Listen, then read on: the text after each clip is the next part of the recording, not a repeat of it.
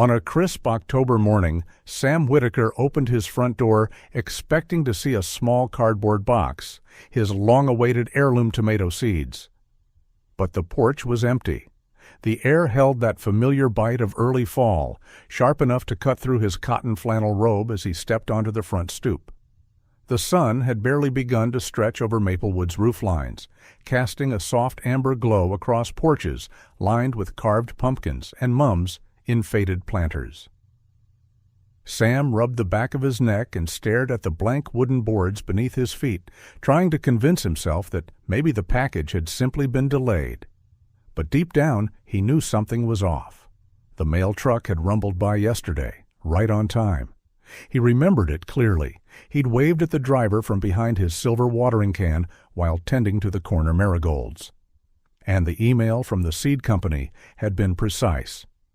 Delivered, 2:14 p.m. He shuffled back inside, the familiar creak of the screen door punctuating his mood. The kettle on the old percolator was already hissing its way to a boil, and Sam spooned out the grounds slowly, mind elsewhere. On the side table, the Maplewood Gazette lay folded neatly, its headline more fluff than substance. Harvest Festival set for October. 20 bigger than ever. Sam didn't much care for festivals these days, but he always donated a few tomatoes or peppers when they asked.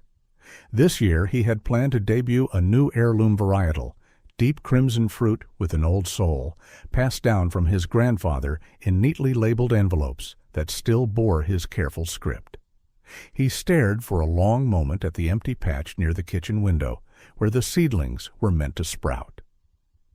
"Darn shame," he mumbled, pouring the dark coffee into his favorite ceramic mug, cracked on the handle, but still holding strong, much like himself. At 7:30 sharp, Jerry Coleman appeared at the edge of Sam's yard, leash in hand, walking his beagle Marty, as he had for nearly 2 decades. Sam met him at the gate, coffee in hand, the early chill nipping at their knuckles. "Morning," Jerry said, tipping his cap. "Package didn't show," Sam replied. "No need for pleasantries between old friends." "Tomatoes?" He nodded. "Grandpa's line, crimson whiskers."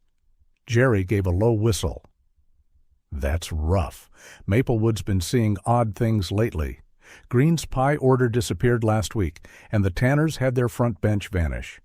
Whole bench." They strolled down Mulberry Lane, crunching leaves underfoot, sharing neighborhood gossip. Sam couldn't shake the feeling that this wasn't some porch pirate teenager. No spray cans, no smashed pumpkins, just precise disappearances, and oddly, nothing of actual cash value. Jerry mentioned the HOA notices had been flying faster than the autumn wind lately. "Karen's on one of her crusades again," he added with a shake of his head. By the time they returned, Abby had arrived, lugging her duffel up the front steps. "Grandpa," she called, arms outstretched.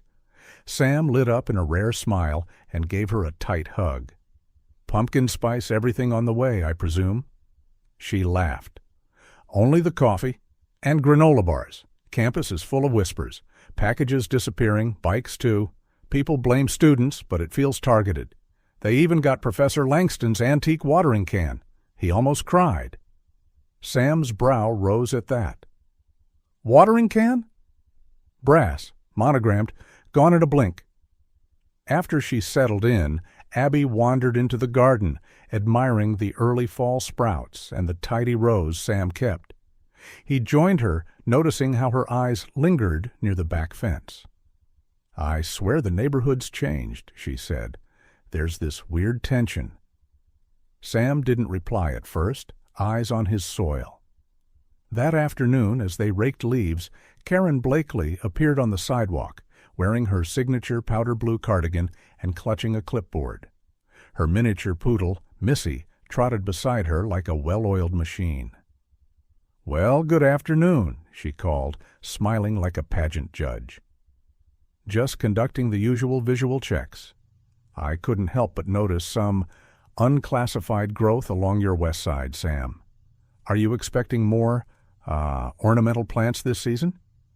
"Just tomatoes," Sam replied coolly. "Oh," she said, scribbling something. "I do hope they're in line with the HOA's seasonal guidelines. You know how we must maintain visual harmony." Before Sam could respond, she added, "Of course, if you've ordered anything non-standard, we'd appreciate disclosure in advance." Abby stepped forward. "Do heirloom seeds count as non-standard?" Karen blinked, lips thinning. "Depends on the heirloom." She continued down the path, humming as Missy sniffed every mailbox. Sam didn't say anything. He just stared after her, brow furrowed. Later that evening, as the sun dipped low and the trees flared orange and gold, Sam found an envelope tucked into his front door frame. It bore the official HOA seal, heavy with self-importance. Inside was a notice. "Unauthorized flora pending inspection. Fine, $150. Due, immediate." There was no explanation, no specific violation cited, just a flat accusation and a demand. Sam folded the notice, looks over at his garden, then toward Karen's house. "Maybe it's time I grew more than tomatoes this year," he murmurs. By Wednesday, Sam wasn't just wondering where his seeds had gone. He wanted to know who else had been watching his porch. The week had settled into a moody rhythm. Mornings were soaked in fog, and the crunch of dry leaves mixed with the hum of lawnmowers and the scent of burning firewood. Maplewood looked picturesque, but Sam had learned not to trust appearances, especially lately. Karen's comment about non-compliant plants had clung to his mind like a burr. The wording was too precise, too pointed, like she knew more than she let on. He hadn't told a soul outside of Abby and Jerry about the heirloom seeds. Yet somehow Karen had managed to plant doubt in the soil of his thoughts. It bloomed faster than anything in his garden. Abby, ever curious and tech-savvy, had taken his concerns seriously.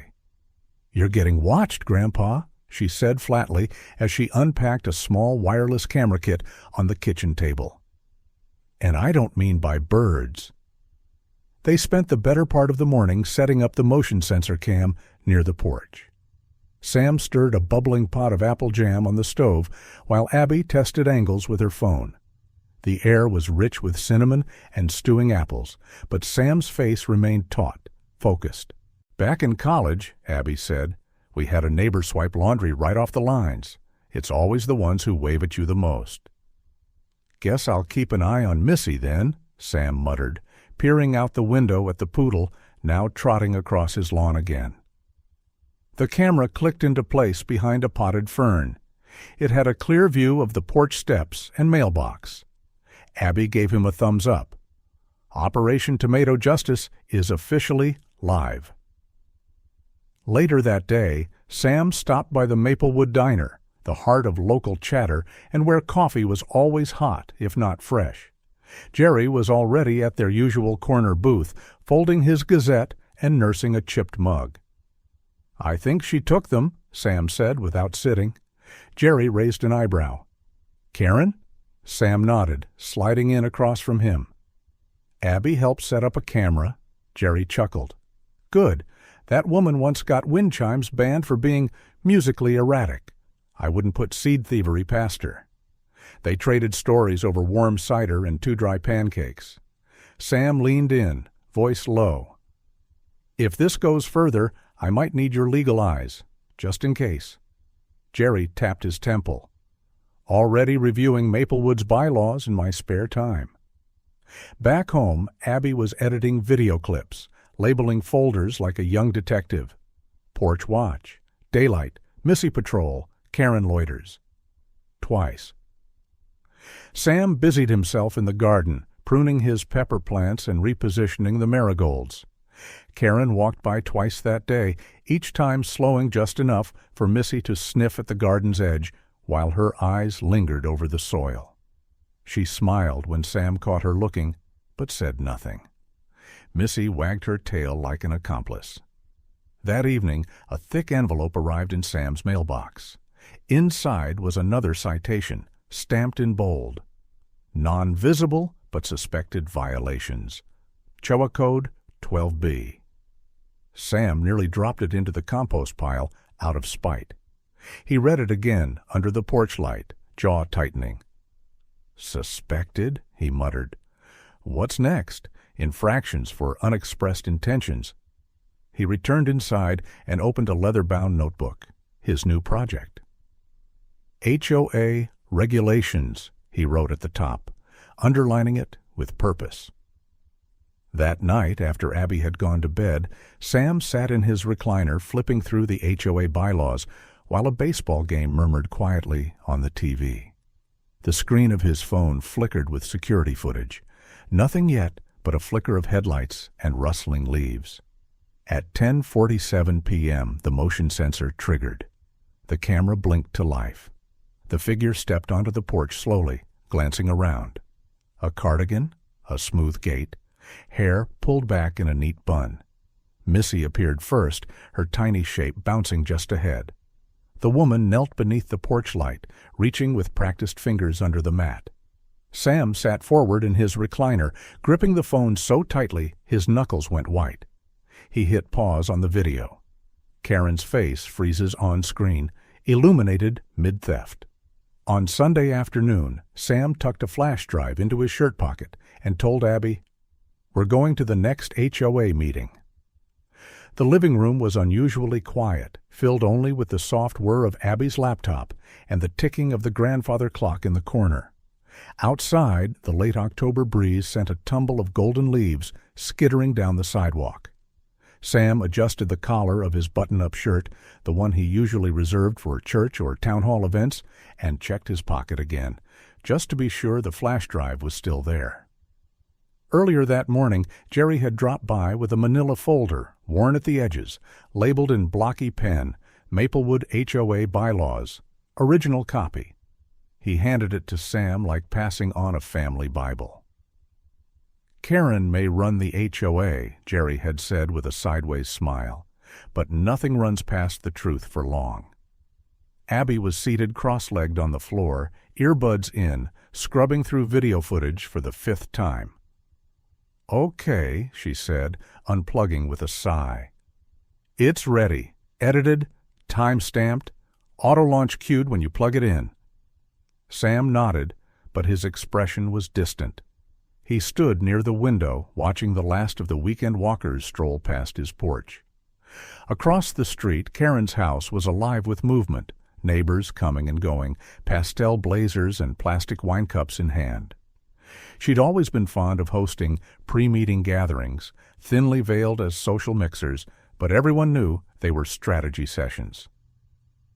That afternoon, Sam rehearsed his speech again, pacing slowly between the kitchen table and the bay window.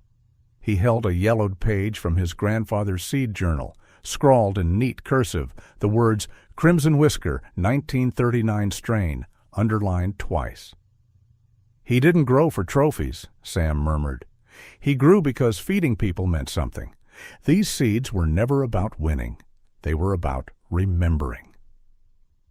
As the sun dipped low and the streetlights buzzed to life, the Whitakers made their way to Maplewood Community Hall.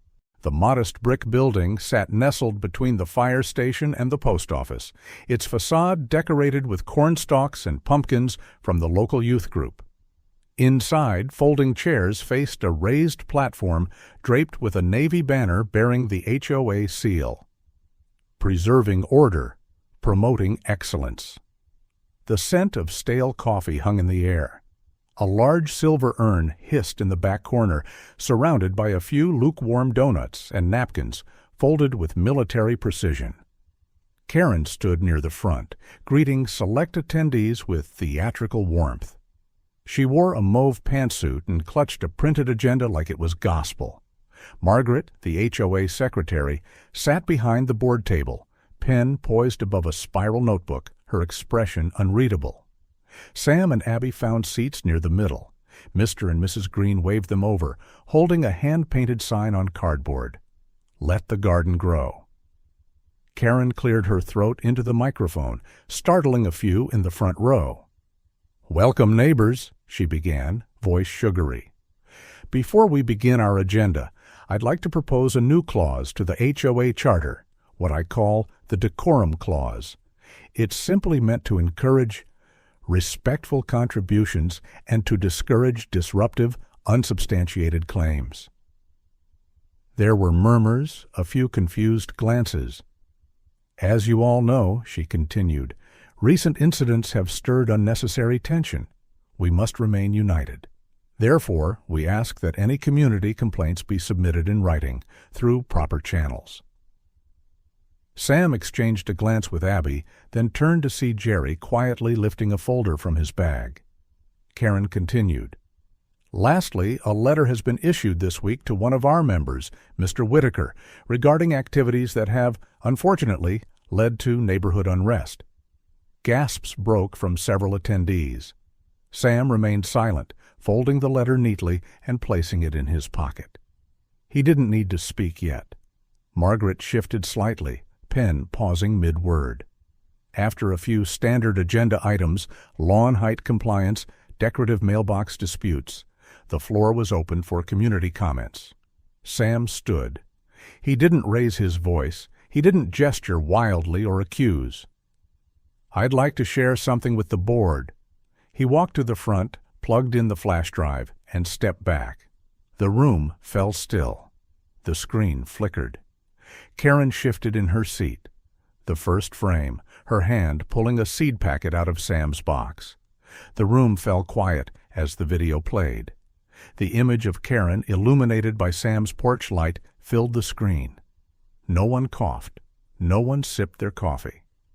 The faint hum of the old projector cast a flickering halo across Karen's frozen expression, paused mid-theft, one gloved hand reaching into Sam's porch box, the other tucked behind her hip, like she hoped no one would see what she was doing.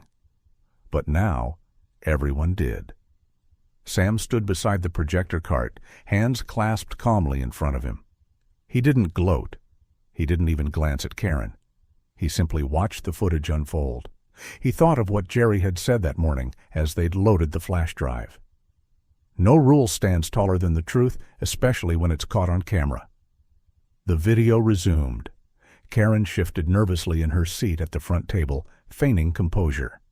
Her legs crossed, then uncrossed.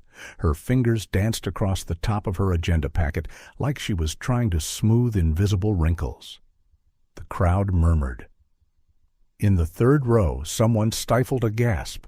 The footage continued, Karen placing the packet into a small canvas tote. She glanced left, then right, then briskly walked away. The timestamp burned in the corner, 10:47 p.m. When the screen faded to black, the silence lingered. Karen broke it first. That, she said, voice brittle, was a misunderstanding, a simple mix-up. I believe the package was HOA property, unmarked and possibly non-compliant. A few heads turned her way. Others leaned toward one another, whispering. Sam stepped forward. That package was addressed to me. It contained heirloom seeds, seeds passed through my family for 4 generations. My grandfather wrote the label in 1961. His handwriting is still visible on the original envelope. Those tomatoes weren't decorative, and they weren't ornamental. They were legacy. Karen scoffed softly, flipping through papers as if seeking justification in bullet points. I don't recall seeing any such envelope, she replied coolly. And I certainly wouldn't know heirloom seeds from a store-bought, unless labeled. Margaret, still seated behind the board's folding table, lowered her pen. Sam continued, voice steady. I didn't bring this forward out of spite. I brought it because I was accused, fined for violations I didn't commit. I stayed silent until now. But the truth deserves light. A man in the back, a retired math teacher Sam barely knew, nodded slowly. A woman in a wide-brimmed hat whispered, It's always been Karen, hasn't it? Karen's eyes darted across the room, searching for allies. You people don't understand what's required to run an HOA. Things aren't always clear-cut. Neither is stealing, someone murmured. Sam took a slow breath.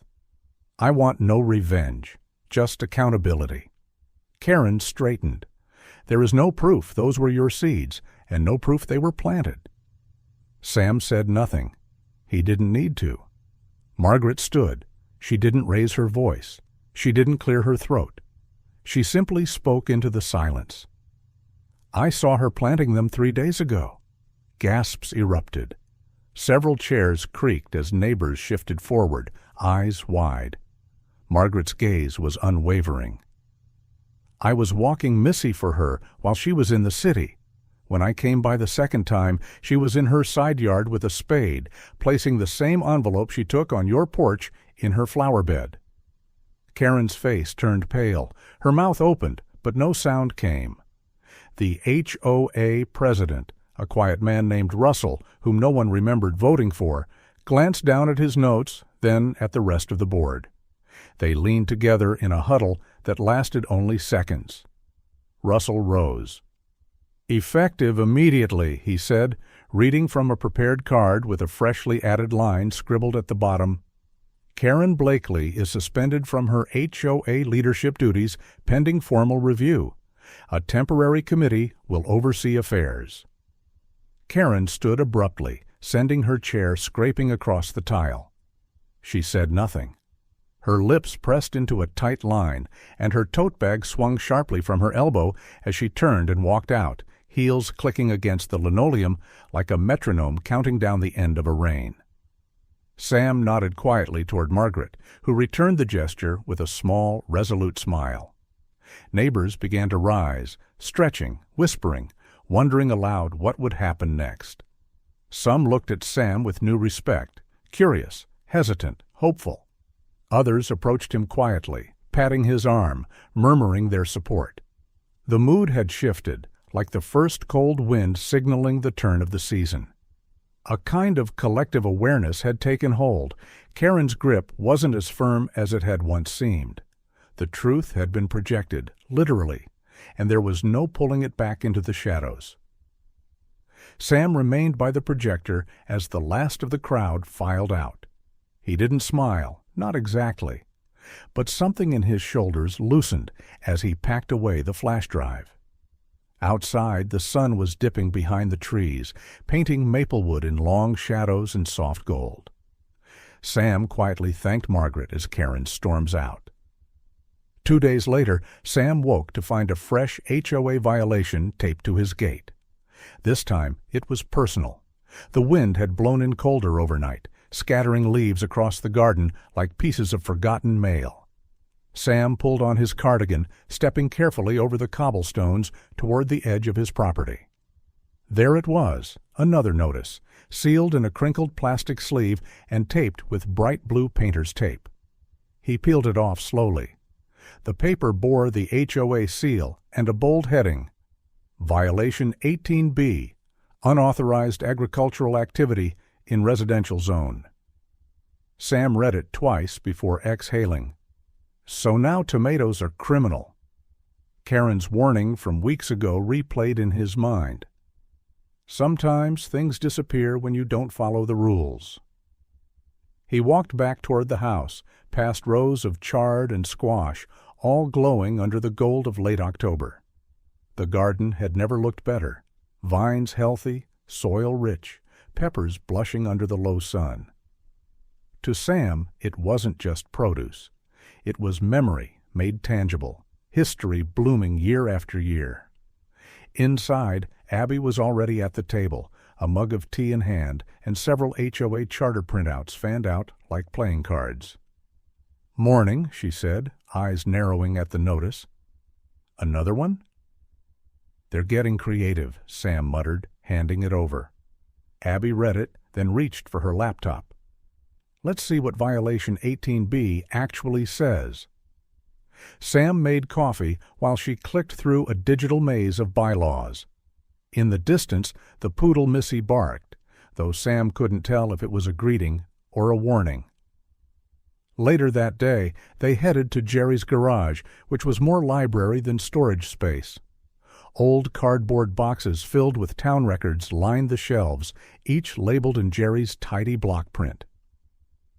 "I was a land use lawyer before retirement," Jerry explained, brushing off a box labeled Zoning, 1970s. Mostly farmland disputes, fences, water lines, HOA stuff too, back before they got this fancy. Abby grinned. Why didn't you say that earlier? No one likes a retired lawyer until they need one, Jerry replied. Together they dug through paper trails, HOA, amendments, county registries, zoning maps. Near dusk, Mr. Green arrived with a folded town registry from 1972, yellowed and fragile, but legible. Found this in my attic, he said. Garden's been on the books since then. Says right here, Heritage Designation, Whitaker Family Parcel. That still count? Jerry scanned it. Oh, it counts. Big time. Back at Sam's kitchen, the trio assembled their response. Jerry drafted the formal letter. Abby printed screenshots, video stills, and copies of the HOA's own regulations. Sam included a short statement, written in ink, ending with the line, "This land has grown food longer than the bylaws have existed. It deserves to keep growing." They slipped everything into a manila folder stamped for review, urgent, and sealed it with tape. The next morning, Sam walked into the HOA office, a sterile little room attached to the community pool building, with the same steady steps he once used entering union negotiations. The receptionist, a young woman with a hesitant smile, took the folder without a word. He left without fanfare. That afternoon, neighbors came by one, Mrs. Green with pumpkin muffins, Jerry with his rolled-up zoning maps, a young couple who'd recently moved in, whispering that their own planter boxes had come under scrutiny. Support was growing like vines after rain. At dusk, Sam stood in the garden, rubbing the soil between his fingers. Abby came out with her camera, snapping a few quiet shots of him silhouetted against the marigolds. "I want to end the documentary with this shot," she said softly. He smiled, but said nothing. Just as they turned to head inside, Abby paused. Across the street, Karen stood on the sidewalk, speaking to two men in dark jackets. One leaned against a black SUV. The other wore a polo shirt with a logo stitched on the chest. Sunrise Development Group. They didn't wave. Neither did Sam. Abby spotted Karen speaking to two men near a black SUV. One of them was wearing a real estate company polo shirt. The morning of the Harvest Festival, Maplewood looked golden under the October sun. But all eyes were on the town hall. Sunlight filtered through the amber leaves like stained glass, casting dappled warmth on sidewalks bustling with festival goers. Children in overalls clutched caramel apples, a bluegrass trio strummed near the cider booth, and the scent of roasted corn drifted through the streets. But for all the charm and cheer outside, the real buzz was inside the modest brick building at the corner of Main and Pine. Maplewood Town Hall hadn't been this full in years. Rows of folding chairs creaked beneath the weight of residents who normally kept to their routines, but now sat upright, alert, and unusually quiet. Banners hung from the rafters. "Welcome Autumn, Community First," though the latter had taken on new meaning over the past few weeks. Sam Whitaker stood near the front, a thin manila folder in hand. He wasn't dressed to impress, just a collared shirt, worn boots, and his late wife's pressed cardigan, the one she always wore for town meetings. Abby sat nearby, camera poised in her lap, scanning the crowd. Her lens caught glimpses of curious faces, folded arms, hands clenched tightly, or resting hopefully on neighbors' shoulders. Karen Blakely sat at the board table, visibly tense. She adjusted her blouse, tapped her pen, rearranged her notes again and again. Margaret, now seated at the center, had been unexpectedly nominated as interim board chair that very morning. A quiet ripple of applause had followed the motion. She hadn't smiled, but she'd nodded with grace.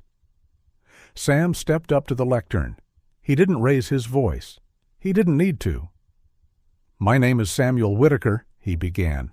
"My family's lived on the edge of Maplewood since 1924. And for every season since then, someone from our line has planted, tended, and harvested that same plot of land. He opened the folder and removed a handful of neatly labeled pages. "These," he said, "are documents from the 1972 Town Registry confirming our garden's heritage status.